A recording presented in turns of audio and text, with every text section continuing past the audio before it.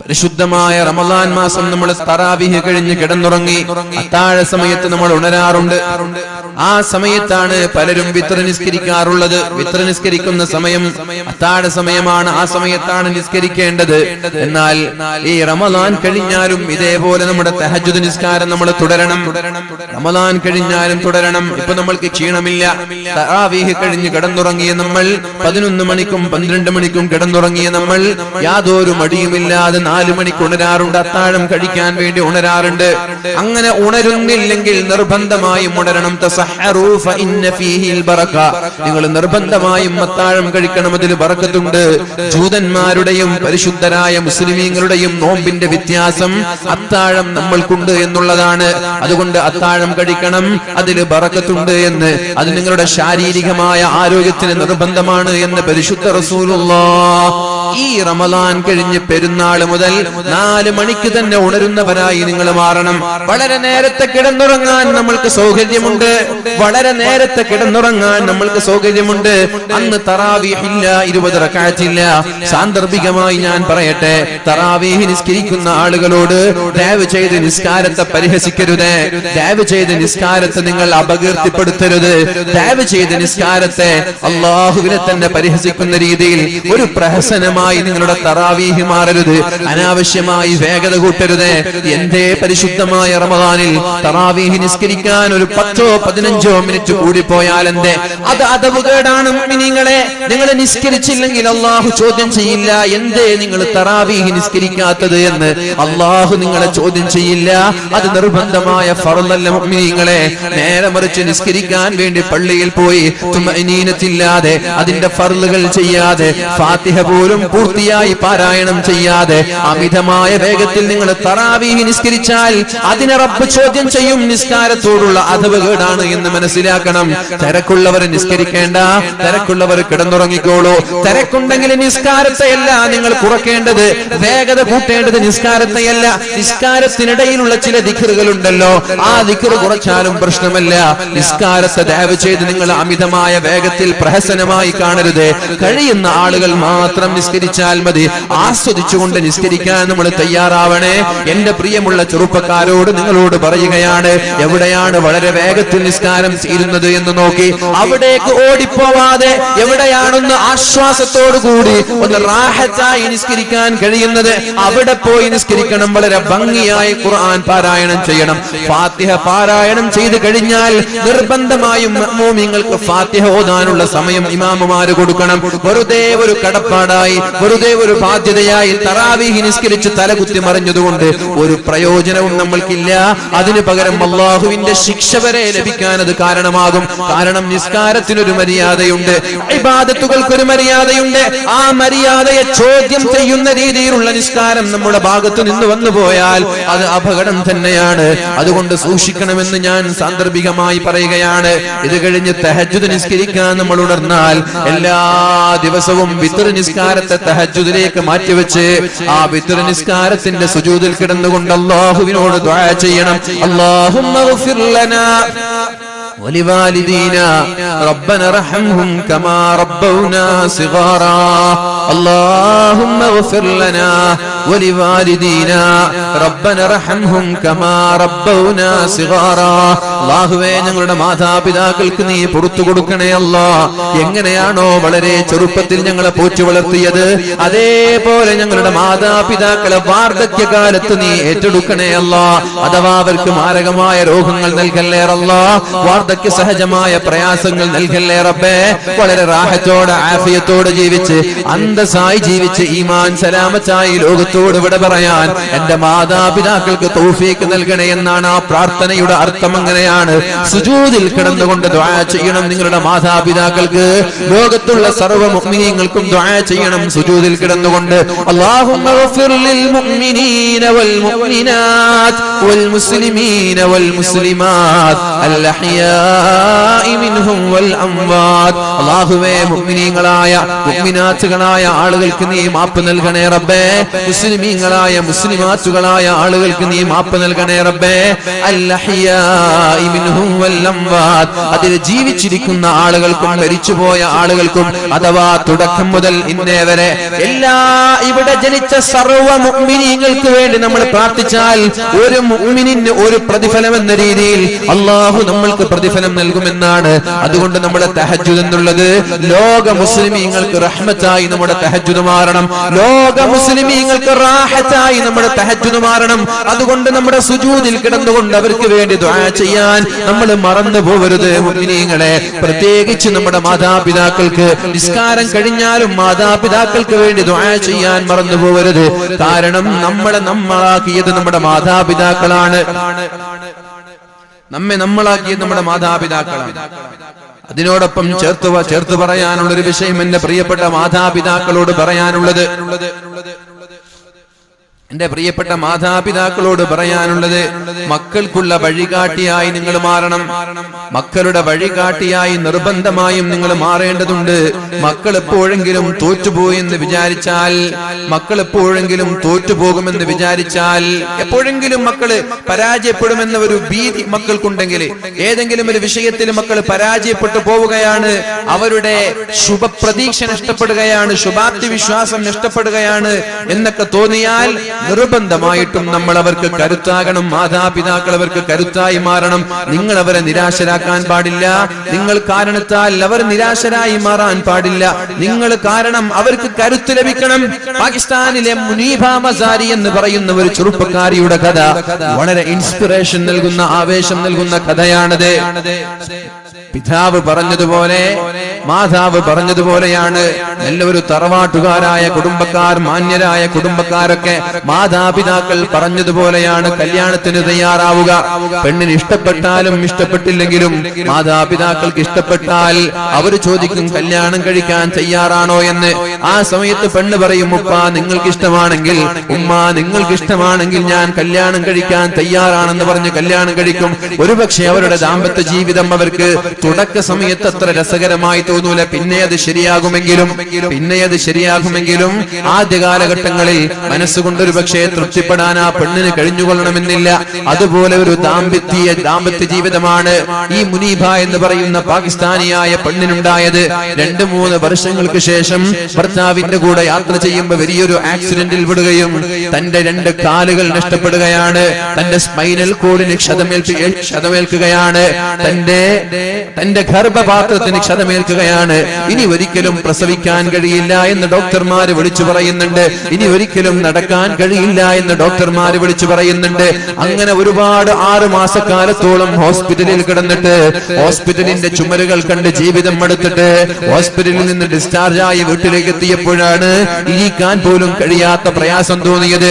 അങ്ങനെയാണ് ഡോക്ടർമാർ ആ പെണ്ണിനോട് പറഞ്ഞത്, നീ ഇനി മുതൽ ഇരിക്കാൻ പാടില്ല, നിന്റെ സ്പൈനൽ കോഡിന് കാര്യമായ തകരാറുണ്ട് എന്ന്. അങ്ങനെയാണ് 3 വർഷത്തോളം കിടന്ന കിടപ്പിൽ മലർന്നു കിടക്കേണ്ടി വന്നത്.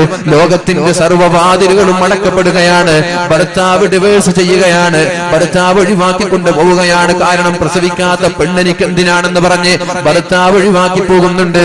അതേപോലെ ആളുകളെല്ലാം വന്ന് വേദനയുടെ വാക്കുകൾ പറഞ്ഞ് വീണ്ടും വേദനയുടെ ആഴങ്ങളിലേക്ക് പെണ്ണിനെ തള്ളിയിടുമ്പോ ആ ഉമ്മയാണ് പെണ്ണിന് ആവേശം നൽകിയത്, ആ മാതാവാണ് പെണ്ണിന് ആവേശം നൽകിയത്. മോളെ, ഇങ്ങനൊരവസ്ഥ നിനക്ക് തന്നത് നിന്റെ ദൈവം അല്ലാഹു നിനക്ക് ഇങ്ങനൊരവസ്ഥ തരാനുള്ള കാരണം അതൊരു പരീക്ഷണമാണ്. ഇത് മുതലായിരിക്കും അല്ലാഹു നല്ല ഒരു സാഹചര്യം നിനക്ക് എടുത്തു വെച്ചിരിക്കുന്നത്. ഇത് കാരണത്താൽ നിന്റെ രക്ഷിതാവ്, ഇത് കാരണത്താൽ നിന്റെ ദൈവം ഇതിനേക്കാളും നല്ലൊരു ഭാവി നിനക്ക് എടുത്തു വെച്ചിരിക്കുകയാണ്. ഈ പ്രയാസമുള്ള സാഹചര്യങ്ങളെല്ലാം കടന്നുപോയി സന്തോഷത്തിന്റെ, അഭിമാനത്തിന്റെ ഒരു കാലഘട്ടം നിനക്ക് ദൈവം പകരം തരാതിരിക്കില്ല എന്ന ആ ഒരു ശുഭാപ്തി വിശ്വാസത്തിൽ നിന്നാണ്, ആ ഒരു മനോഹരമായ മാതാവിന്റെ വാക്കിൽ നിന്നാണ് ഈ മുനീബ എന്ന് പറയുന്ന പെണ്ണ് റിക്കവർ ചെയ്യുന്നത്. 3 വർഷക്കാലം കിടന്ന കിടപ്പിൽ കിടന്ന് നിങ്ങളൊന്ന് ഇന്ന് യൂട്യൂബിൽ പോയി സെർച്ച് ചെയ്താൽ മുനീബ മസ്രി എന്ന് പറയുന്ന ആ പെണ്ണിന്റെ മോട്ടിവേഷൻ ക്ലാസുകൾ നിങ്ങൾക്ക് കാണാൻ കഴിയും. ആ പെണ്ണ് സഞ്ചരിക്കുന്നത് വീൽ ചെയറിലാണ്, നടക്കാൻ കഴിയുന്നില്ല, വീൽ ചെയറിലാണ്. ആ പെണ്ണിന് പ്രസവിക്കാൻ കഴിയില്ല, പെണ്ണിന്റെ ഗർഭപാത്രത്തിന് ക്ഷതമേറ്റിട്ടുണ്ട്. ആ പെണ്ണാണ് ഫോബ് മാസികയുടെ പ്രധാനപ്പെട്ട ലോകത്ത് ലോകത്ത് പിടിച്ചടക്കിയ 30 സ്ത്രീകളിൽ ഒരാളായി ഈ പെണ്ണിന്റെ പേരാണ് ഉണ്ടായത്. ഏത് പെണ്ണ്? ഏതെങ്കിലും ഒരു മുറിയുടെ അകത്തളങ്ങളിൽ ഒറ്റയ്ക്ക് ജീവിതം തള്ളി നീക്കേണ്ടി വരുമെന്ന് പേടിച്ച ഒരു പെണ്ണ്, സ്വന്തം ഭർത്താവ് പോലും എനിക്ക് ഇവിടെ ആവശ്യമില്ല എന്ന് പറഞ്ഞ് എഴുതിത്തള്ളിയ പെണ്ണിന്റെ ശക്തി പകർന്നത്, ആവേശം പകർന്നത് ആ മാതാവിന്റെ വാക്കുകളാണ്. ഈ പ്രയാസം ഒരു പ്രയാസമായി കാണേണ്ട മോളെ, നിനക്ക് നല്ലൊരു ഭാവി നിന്റെ ദൈവം കാത്തുവെച്ചിട്ടുണ്ടാകാം. നിന്റെ രക്ഷിതാവ്, നിന്റെ ദൈവം നിനക്ക് നല്ലൊരു ഭാസുരമായ ഭാവി, അഭിമാനകരമായ ഭാവി, ഈ പ്രയാസങ്ങളെല്ലാം തരണം ചെയ്തുകൊണ്ട് മുന്നേറാനുള്ള ഒരു അവസരം നിന്റെ രക്ഷിതാവായ റബ്ബ് അല്ലാഹു ദൈവം മാറ്റിവെച്ചിരിക്കാം.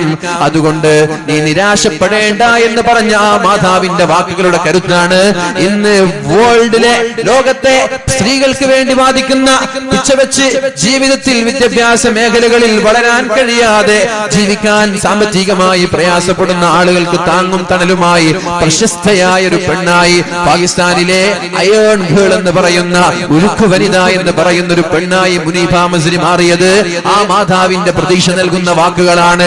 അതുകൊണ്ട് എന്റെ മാതാപിതാക്കളോട് പറയാനുള്ളത്, സീരിയലുകൾ കണ്ട് കുത്തിയിരിക്കുന്ന സംവിധാനം മാറ്റിമറിച്ച് പുസ്തകങ്ങളിലേക്ക് നിങ്ങൾ ഇറങ്ങണം, പുസ്തകം വായിക്കണം, ഇംഗ്ലീഷ് ഭാഷകൾ നിങ്ങൾ പഠിക്കണം, നന്നായി പഠിക്കണം. പഠനത്തെ ഒരിക്കലും നിങ്ങൾ മാറ്റി നിർത്തരുത്. സ്ത്രീകൾ പഠിക്കട്ടെ, നന്നായി പഠിക്കണം, നന്നായി വളരണം. നമ്മുടെ സ്ത്രീകളാണ് മക്കളെ വാർത്തെടുക്കേണ്ടത്, നമ്മുടെ ഉമ്മമാരാണ്, പിതാവല്ല. പിതാവിന് കഴിയില്ല ഒരു മക്കളെ വാർത്തെടുക്കാൻ, ലോകത്തിന്റെ ഇതിഹാസങ്ങളാക്കി മക്കളെ മാറ്റാൻ ഒരു പിതാവിന് കഴിയില്ല. പിന്നെ ആർക്കാണത് കഴിയുന്നത്? മാതാവിനാ കഴിയുക. ഉമ്മമാരെ, നിങ്ങൾ പഠിക്കണം, നിങ്ങൾ വളരണം, നിങ്ങൾ ഇനിയും വായിക്കണം, വായിച്ചുളരണം, നല്ല കാഴ്ചപ്പാടുകൾ ഉള്ളവരായി നിങ്ങൾ മാറണം. കരിങ്കല്ലത്താണ് എന്ന് പറയുന്ന പ്രദേശത്തെ ഇട്ടാവട്ടത്തുള്ള ഏതെങ്കിലും അയൽവാസികളുടെ ഫിത്നയും ഫസാദും പറഞ്ഞ് നടക്കേണ്ടവരിൽ നിങ്ങളെ രാഷ്ട്രീയം നിങ്ങൾ ചർച്ച ചെയ്യണം, ലോകത്ത് നടക്കുന്ന കാര്യങ്ങൾ നിങ്ങൾ ചർച്ച ചെയ്യണം. എല്ലാ വിഷയങ്ങളിലും നിങ്ങൾക്ക് കാഴ്ചപ്പാടുകൾ വേണം, എല്ലാ വിഷയങ്ങളിലും കാഴ്ചപ്പാട് വേണം. നിങ്ങളുടെ മക്കൾക്ക് ആ കാഴ്ചപ്പാട് കൈമാറാൻ നിങ്ങൾക്ക് കഴിയണം. ഭാഷകളിൽ നൈപുണ്യം വേണം. അതുകൊണ്ട് പഠിക്കണം. കല്യാണം കഴിഞ്ഞാലും പഠിക്കാനുള്ള സംവിധാനങ്ങൾ നമ്മൾ ഉണ്ടാക്കി കൊടുക്കണം. ഇസ്ലാമിന്റെ ചുട്ടയോടുകൂടി ഇനി നിഖാബ് വേണോ എന്നതല്ല ഇവിടെ ചർച്ച. ഇസ്ലാമിക ചുട്ടയോടുകൂടി പഠിപ്പിക്കാൻ രക്ഷിതാക്കളും അവസരം നൽകണം. ഉമ്മ നന്നായാലേ, ഉമ്മ പഠിച്ചു വളർന്നാലേ അതിന്റെ സത്ത് നമ്മുടെ മക്കൾക്ക് ലഭിക്കുള്ളൂ. ഉമ്മയ്ക്ക് കോൺഫിഡൻസ് ഉണ്ടായാലേ മക്കൾക്ക് കോൺഫിഡൻസ് ഉണ്ടാവുള്ളൂ. ഉമ്മ ഭീരുവായി മാറിയാൽ, എന്തെങ്കിലും ഒരു പ്രശ്നം വരുമ്പോ പേടിച്ച് വിറക്കുന്നവളായി ഉമ്മ മാറിയാൽ അതേ നിലപാടാണ് മക്കൾക്കുണ്ടാവുക. പ്രതിസന്ധി ഘട്ടങ്ങളിൽ പിടിച്ചു നിൽക്കാനും അതിനെ പതറാതെ മറികടക്കാനുമുള്ള ആവേശം ഉമ്മമാരെ നിങ്ങൾക്കുണ്ടാവണം. നിങ്ങളാണ് മക്കൾക്ക് ധൈര്യം നൽകേണ്ടത്. അല്ലാഹു റബ്ബ് സുബ്ഹാനഹു വ തആല നമ്മുടെ മക്കളെ ഉന്നതങ്ങളിൽ നിന്ന് ഉന്നതങ്ങളിലേക്ക് അല്ലാഹു എത്തിച്ചു തരട്ടെ. മഹാനായ അബ്ദുല്ലാഹി ഇബ്നു അബ്ബാസ് റളിയല്ലാഹു അൻഹു പറഞ്ഞു, വബിൽ വാലിദൈനി ഇഹ്സാന, നിങ്ങൾ നിങ്ങളുടെ മാതാപിതാക്കളോട് മാന്യമായി പെരുമാറണം എന്നതിൽ അദ്ദേഹം തഫ്സീറിലൂടെ അദ്ദേഹം പറഞ്ഞു, നീ നിന്റെ വസ്ത്രം നിന്റെ മാതാപിതാക്കളുടെ മുമ്പിൽ വെച്ച് കൊടയാൻ പാടില്ല. നിന്റെ കുപ്പായം നീ ഉമ്മയുടെ മുമ്പിൽ വെച്ച് കുപ്പായം കൊടയാൻ പാടില്ല, തുണി കൊടയാൻ പാടില്ല. നിന്റെ പിതാവിന്റെ മുമ്പിൽ വെച്ച് നിന്റെ വസ്ത്രം നീ കൊടയാൻ പാടില്ല. കാരണം ആ കുപ്പായത്തിലുള്ള പൊടിപടലങ്ങൾ, ആ തലപ്പാവിലുള്ള പൊടിപടലങ്ങൾ, പർദ്ദയിലുള്ള പൊടിപടലങ്ങൾ, ടവലിലുള്ള പൊടിപടലങ്ങൾ, അത് നിന്റെ പിതാവിനെ, നിന്റെ മാതാവിനെ ബാധിക്കാൻ സാധ്യതയുണ്ട്. അവരുടെ ശരീരത്തിലേക്ക് കടന്നു പോകാൻ സാധ്യതയുണ്ട്. അതുകൊണ്ട് അവരുടെ മുമ്പിൽ വെച്ച് നിങ്ങൾ പൊടി പുരളാൻ സാധ്യതയുള്ള നിങ്ങളെ കൈകൾ പോലും ഇങ്ങനെ കൊട്ടാൻ പാടില്ല. മാതാപിതാക്കളുടെ മുമ്പിൽ വസ്ത്രം കുടയുന്നത്, കൈകൾ കൊട്ടുന്നത്, അടിച്ചു വാരുന്നത് വരെ, സ്വന്തം വീട് അടിച്ചു വാരുമ്പോ മാതാപിതാക്കളുടെ വീടൊക്കെ നിങ്ങൾ വൃത്തിയാക്കി കൊട്ടി വൃത്തിയാക്കും. ആ സമയത്ത് മാതാപിതാക്കളുടെ ശരീരത്തിലേക്ക് പൊടിപടലങ്ങൾ പടരാതെ സൂക്ഷിക്കാൻ ശ്രദ്ധിക്കണമെന്ന് മഹാനായ അബ്ദുല്ലാഹി ഇബ്നു അബ്ബാസ് റളിയല്ലാഹു അൻഹു വഖുൽ ലഹുമാ ഖൗലൻ കരീമാ, വളരെ മാന്യമായ സംസാരം മാത്രമേ അവരോട് സംസാരിക്കാൻ പാടുള്ളൂ. സഈദ് ഇബ്നുൽ മുസയ്യിബ് റളിയല്ലാഹു അൻഹു പറയുന്നുണ്ട്, മാതാപിതാക്കളോട് എങ്ങനെയാണ് മക്കൾ പെരുമാറേണ്ടത്, ഏത് രീതിയിലാണ് പെരുമാറേണ്ടത്?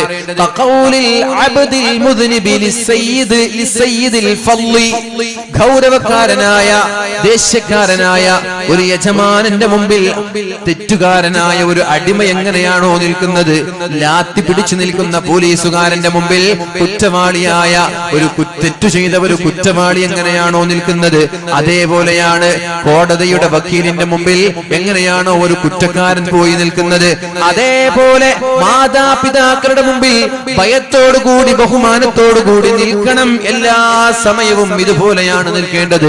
നെഞ്ചു വിരിച്ചിട്ടല്ല, കാലിന്റെ മുകളിൽ കാല് കയറ്റി വെച്ചിട്ടല്ല. സ്വന്തം മാതാപിതാക്കളുടെ മുമ്പിൽ സംസാരിക്കേണ്ടത് ഒരു ഭവ്യതയെന്നും വേണം. ഒന്ന് ഓച്ചാനിച്ചു നിൽക്കണം. ഒരടിമ യജമാനന്റെ മുമ്പിൽ ഓച്ചാനിച്ചു നിൽക്കുന്നത് പോലെ സ്വന്തം മാതാപിതാക്കളുടെ മുമ്പിൽ ഓച്ചാനിച്ചു നിൽക്കണമെന്ന് മഹാനായ സഈദ് ഇബ്നുൽ മുസയ്യിബ് റളിയല്ലാഹു അൻഹു നമ്മോട് പഠിപ്പിക്കുന്നുണ്ട്. അതുകൊണ്ട് ലാ തഉഖ വാലിദൈക, നിന്റെ മാതാപിതാക്കളോട് മോശമായി പെരുമാറരുത്.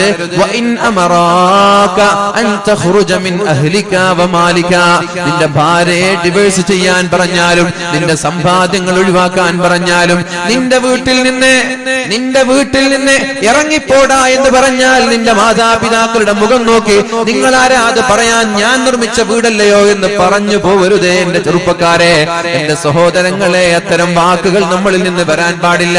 നീ നിർമ്മിച്ച വീടാണ്, നീ വാങ്ങിച്ച സ്ഥലമാണ്, ആ വീട്ടിൽ നിന്ന് പിതാവ് പറയാൻ ഇറങ്ങിപ്പോടാ, എന്നാൽ നീ ഇറങ്ങിപ്പോകണമെന്ന് ശഫീഉനാ റസൂലുള്ളാഹ് ഔസാനി റസൂലുള്ളാഹ്, അല്ലാഹുവിന്റെ റസൂൽ സല്ലല്ലാഹു അലൈഹി വസല്ലമ തങ്ങൾ എന്നോട് വസിയത്ത് ചെയ്തു.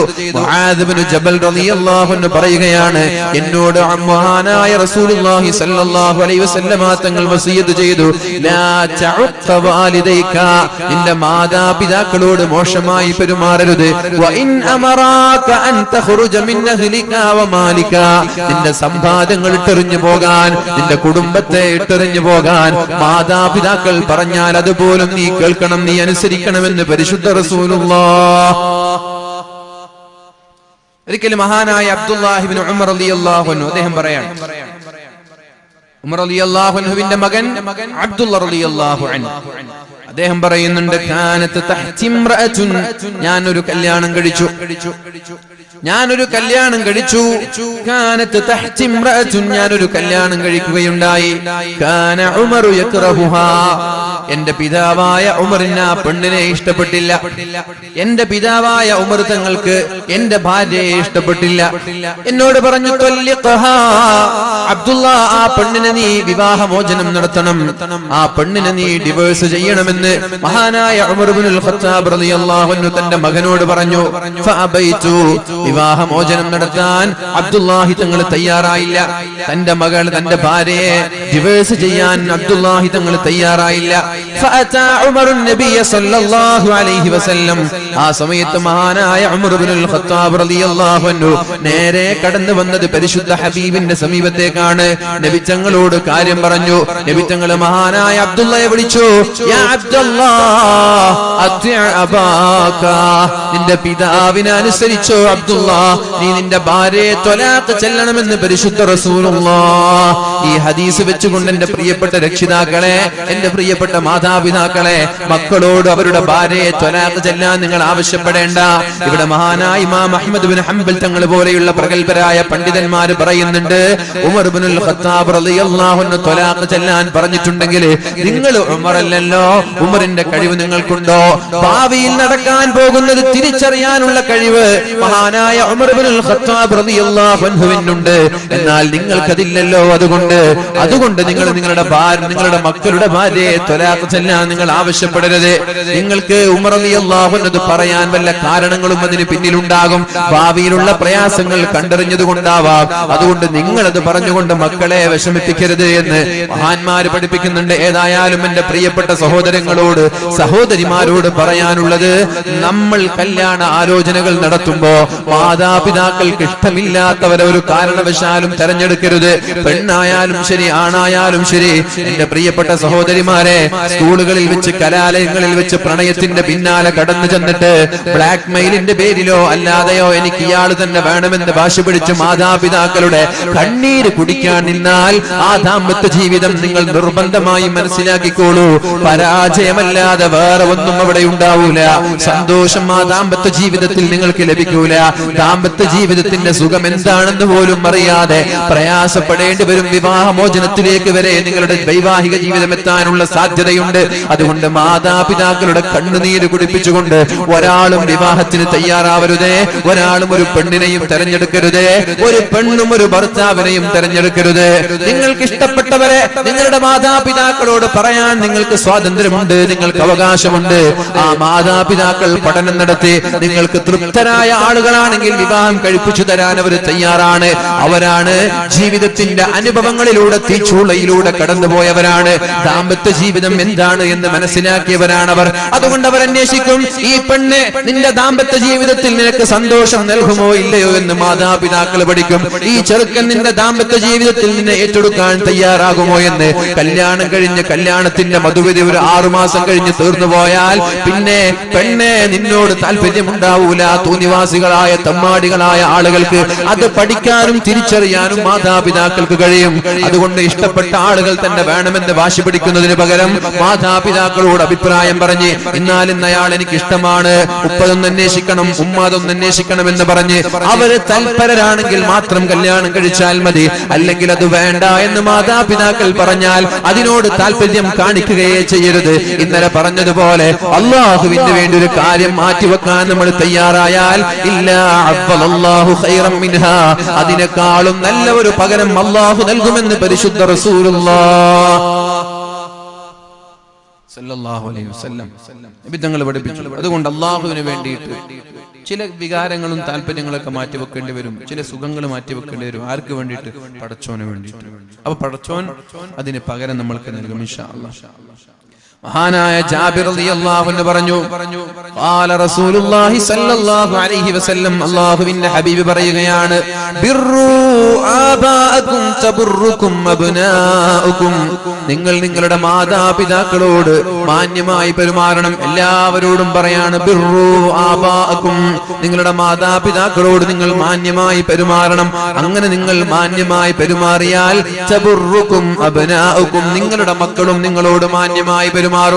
നിങ്ങൾ മോശമായി പെരുമാറിയാൽ നിങ്ങളുടെ മക്കളും നിങ്ങളോട് മോശമായി പെരുമാറും. നിങ്ങൾ ചീത്ത വിളിച്ചാൽ 2 ചീത്ത കൂടുതൽ വിളിക്കും നിങ്ങളുടെ മക്കൾ. നിങ്ങൾ അടിച്ചാൽ 2 അടി കൂടുതൽ നിങ്ങളുടെ മക്കളിൽ നിന്ന് നിങ്ങൾ വാങ്ങിക്കും. കാരണം പരിശുദ്ധ റസൂലിന്റെ ഹദീസാണ്, അല്ലാഹു തആല ദുനിയാവിൽ തന്നെ ശിക്ഷ നൽകാൻ സാധ്യതയുള്ള വലിയ പാപം ഏതാണെന്ന് ചോദിച്ചാൽ മാതാപിതാക്കളോട് അപമര്യാദയായി പെരുമാറുന്നതാണ്. എന്താണോ നീ നിന്റെ മാതാപിതാക്കളോട് പെരുമാറിയത് അത് തന്നെയാണ് നിങ്ങളുടെ മക്കളിൽ നിന്ന് നിങ്ങൾക്ക് ലഭിക്കാൻ പോകുന്നത്. നിങ്ങളുടെ മക്കളിൽ നിന്ന് ലഭിക്കാൻ പോകുന്നത് ഒളിച്ചോട്ടക്കാർ ശ്രദ്ധിച്ചോളൂ. ഒളിച്ചോട്ടക്കാർ, മാതാപിതാക്കളുടെ കണ്ണീര് കുടിച്ചുകൊണ്ട് ഒളിച്ചോടുന്നവർ, നാളെ നിങ്ങൾക്കും മക്കൾ ഉണ്ടാവാൻ പോയാൽ നിങ്ങൾക്കുണ്ടാകുന്ന മക്കൾ ഒന്നാണ് നിങ്ങളുടെ കുടുംബങ്ങളിൽ നിന്ന് ഒളിച്ചോടിയതെങ്കിൽ നിങ്ങൾക്കുണ്ടാകുന്ന മക്കൾ എല്ലാവരും ഒളിച്ചോട്ടക്കാരായി മാറും, സംശയമില്ല. ഏത് രീതിയിലാണോ മാതാവിന്റെ കണ്ണുനീര് കുടിച്ചത് അതിനേക്കാളും കൂടുതൽ നിങ്ങളുടെ കണ്ണുനീര് ആര് കുടിപ്പിക്കും? നിങ്ങളുടെ മക്കൾ നിങ്ങളെ കുടിപ്പിക്കുമെന്ന് പരിശുദ്ധ റസൂൽ സല്ലല്ലാഹു അലൈഹി വസല്ലം.